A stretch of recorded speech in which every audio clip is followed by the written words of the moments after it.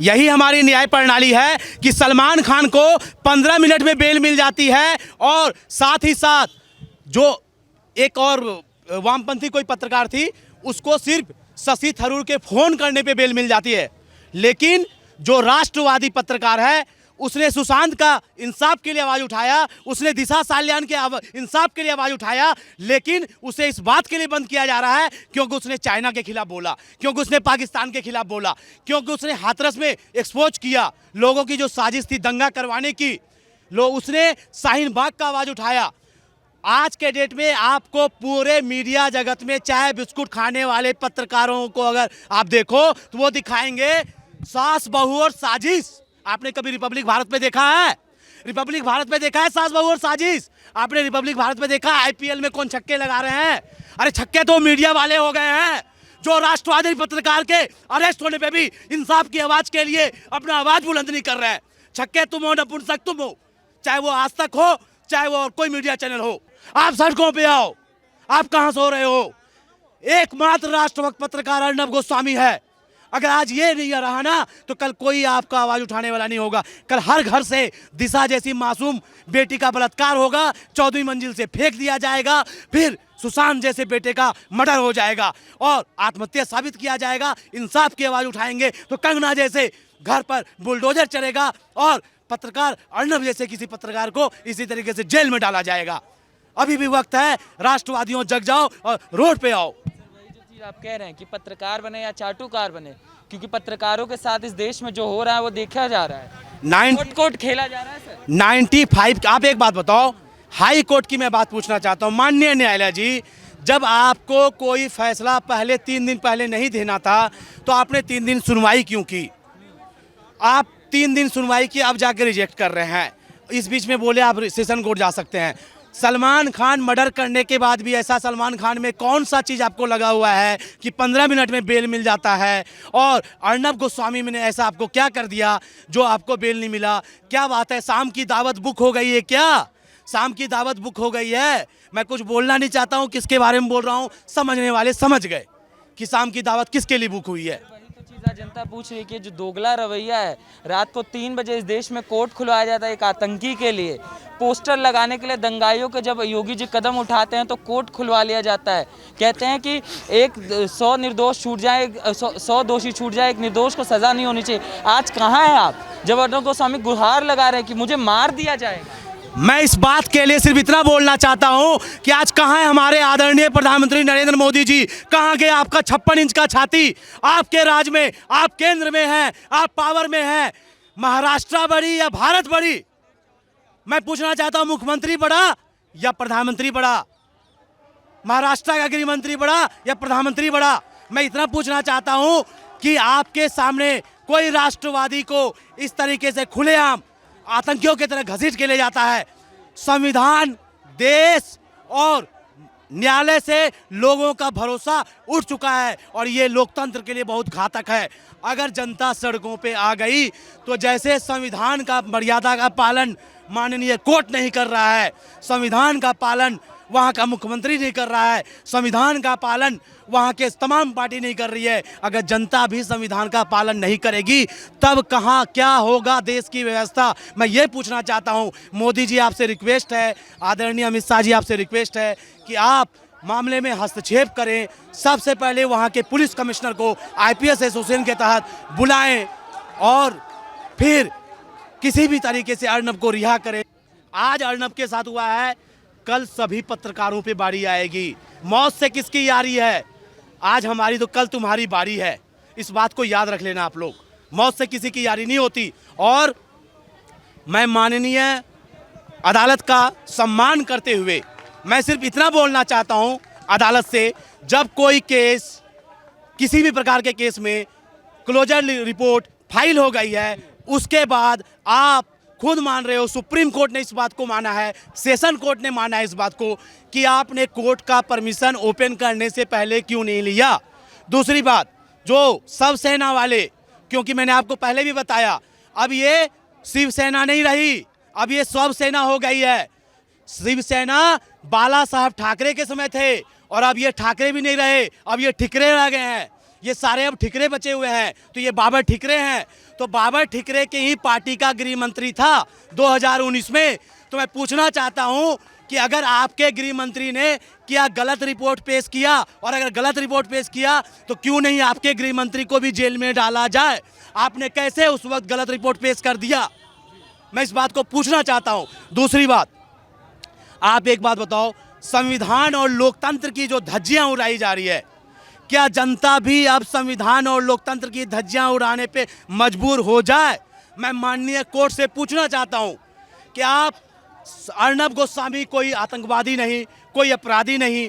आप अगर कोई केस चल भी रहा है तो आप देख रहे हो कि उसके रिपब्लिक पे जब से उसने इंसाफ की आवाज़ के लिए आवाज़ बुलंद किया, दिशा के हत्यारों के लिए, सुशांत के हत्यारों के लिए, पालघर के साधुओं के लिए आवाज़ जब उठाया, तो पर्सनल वेंडेटा के तहत 1000 उसके जो पर्सनल कर्मचारी हैं उस पर केस किया गया। बार बार अनुज को गिरफ्तार किया गया, प्रदीप भंडारी को बार बार समन दिया जा रहा है, कल भी समन दिया गया था प्रदीप भंडारी को, और अर्नब को भी बार बार टॉर्चर किया गया। और अब एक आतंकवादी के तरह उसको घसीट कर सुप्रीम कोर्ट के लॉ एंड ऑर्डर को तोड़ते हुए बिना शू के, बिना जूते के उसे ले जाया गया। मैं ये पूछना चाहता हूँ, अर्नब गोस्वामी डेली 7 से 8 रिपब्लिक भारत हिंदी पे और रात के 11-12 बजे तक इंग्लिश पे रहते हैं, वो कहाँ भागे जा रहे थे जो आपको बेल देने में प्रॉब्लम हो रही है? सर वही चीज़ तो जनता पूछ रही है सर कि आखिर क्या अपराध है अर्नब गोस्वामी का, जो उस तरीके से उनके साथ किया जा रहा है। वो कह रहे हैं मुझे मार दिया जाएगा। सर केंद्र सरकार, सुप्रीम कोर्ट कुछ करे। अपराध उसका ये है, सबसे बड़ा अपराध ये है कि उसने सत्ता से ये सवाल पूछा कि दिशा की मौत कैसे हुई, सत्ता से ये सवाल पूछा सुशांत की मौत कैसे हुई, सत्ता से ये सवाल पूछा कि आज इंडिया में जो कोविड का जो आप देख रहे हो ग्राफ जो बढ़ा है, उसमें सबसे ज़्यादा 40% अकेला महाराष्ट्र में हुआ है। अगर 1 लाख के आसपास पूरी इंडिया में मरा है तो 40,000 अकेला महाराष्ट्र में मरा है। वो ऐसा मुख्यमंत्री है जो कोविड में अपने महाराष्ट्र के मराठी जनता को बचा नहीं पा रहा है, मराठी मानुस को नहीं बचा पा रहा है। इन सभी बातों से ध्यान भटकाने के लिए और अपने बेबी पेंगुइन को बचाने के लिए पापा पेंगुइन का ये सारा षड्यंत्र है। संजय राउत तो कह रहे हैं कोई बदला नहीं है, पुलिस को सबूत मिले कुछ भी करेगी। देखिए, आपने शायद किसका नाम लिया? संजय राउत बोल रहे हैं। अच्छा, मैं उनको हरामखोर रावत बोलूँगा, क्योंकि हरामखोर नहीं बोल रहा हूँ, मैं नौटी बोल रहा हूँ, ठीक है? वो हरामखोर रावत हैं, और हरामखोर रावत पे किसी महिला को जब वो गाली देते हैं तो वो बचे रहते हैं। हरामखोर रावत से पूछिए कि उसकी प्रॉपर्टी कैसे ज़्यादा हो गई। कंगना का जब घर तोड़ा गया था तो जिस बीएमसी के माध्यम से तोड़ा गया, बीएमसी की जो मेयर है उसका बिल्डिंग खुद का इनलीगल है, तो क्या उस पर बुलडोजर चलेगी? क्यों नहीं चली? और संजय रावत, पता है क्या है? संजय रावत आज तक जनता के द्वारा चुना हुआ नेता नहीं है। वो चमचागिरी करके उद्धव ठाकरे, बाबर ठिकरे का जूता पॉलिश करके राज्यसभा पहुंचा है। वो जनता के बीच में जाके नहीं पहुंचा है। उसकी औकात 2 पैसे की नहीं है। 2 पैसे के आदमी की क्या बात करेंगे, उसकी बात हटाइए। वो हरामखोर रावत के बारे में नहीं बोलना है मुझे। तो सब पता होता है, सर्वज्ञाता होते हैं सर वो हरामखोर है। वो पता है क्या है? 2 कौड़ी का गिरा हुआ ऐसा आदमी है जो जनता के बीच में आज तक चुनाव लड़ने नहीं गया, चमचागिरी करके राज्यसभा पहुंचा है, बाबर ठिकरे का जूता साफ करके राज्यसभा पहुंचा है। अगर वो नेता है तो मैं पूछना चाहूँगा, आप लोकसभा चुनाव लड़के और जनता के माध्यम से जीत कर आप यहाँ दिल्ली में आके दिखा दो, आप दिल्ली में आके दिखा दो। सर नवाब मलिक की जिस तरीके से वीडियो आई, वो कह रहे हैं इतना मजबूर कर देंगे कि आत्महत्या कर लेगा। ये वही नवाब मलिक है और वही अबू आजमी है जिसका सीधा संबंध मुंबई बम ब्लास्ट में था। ये आतंकी है, ये लोग आतंकवादी। मैं तभी बोल रहा हूँ, आज महाराष्ट्र के सत्ता में आतंकवादी बैठा हुआ है। आज महाराष्ट्र के सत्ता में कोई भी शासक नहीं है, प्रशासक नहीं है, आतंकवादी बैठा है। लेकिन काल चक्र घूमता है। मैंने बोला था ना कि सत्ता का अहंकार रावण का भी नहीं चला, सत्ता का अहंकार धृतराष्ट्र को भी नहीं चला। सत्ता का नशा ऐसा चढ़ा था, कुल का नाश हो गया। तो बाबर ठिकरे, याद रखना, तुम जो पाप कर रहे हो, ईश्वर के घर में देर है अंधेर नहीं है, तुम्हारे कुल का नाश हो जाएगा। इतनी बद्दुआएं तुमको लग रही है। और एक बात, सोनिया सेना ने हमारे वर्तमान के गृह मंत्री और उस वक्त गुजरात के तत्कालीन गृह मंत्री माननीय अमित शाह जी को अरेस्ट किया था, काफ़ी टॉर्चर किया था। उसके बाद काफ़ी दिनों के बाद बेल मिला। बेल भी शर्त पे मिला कि आपको तड़ीपार होना पड़ेगा। काफ़ी समय तक तड़ीपार होना पड़ा, लेकिन वक्त का काल चक्र ऐसा घुमा कि ऐसा काल चक्र के चक्र में फंसा कि चिदम्बरम कई महीनों तक तिहाड़ जेल में काटा।